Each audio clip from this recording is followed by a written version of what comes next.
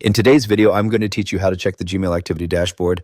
Fix today. Here, let's begin. Start by opening your browser and going to the Gmail website. Make sure you're already logged into your account so you can access your inbox. Once you're inside Gmail, scroll all the way down to the very bottom of your inbox past your last email.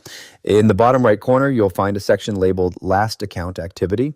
Right next to it, click the Details link. A pop-up window will appear showing your recent account activity.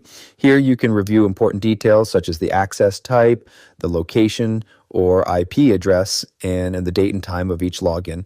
This helps you verify whether all recent activity is coming from you.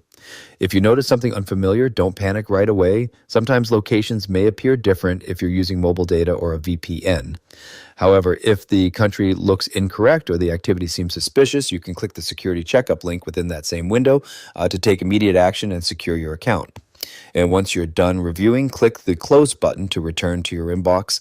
For a more detailed view of your account activity, go to the top right corner of Gmail and click your profile picture.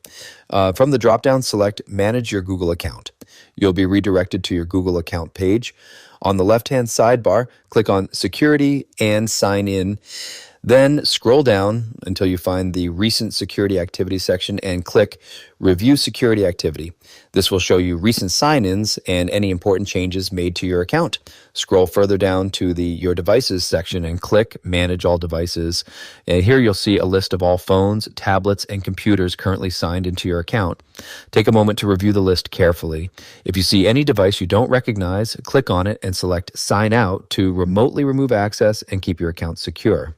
That's it for this tutorial. If you have any questions or suggestions, feel free to leave a comment down below. If you'd like to see more videos like this, the subscribe button is free and helps support the channel so I can keep making helpful tutorials for you. I'll see you in the next video.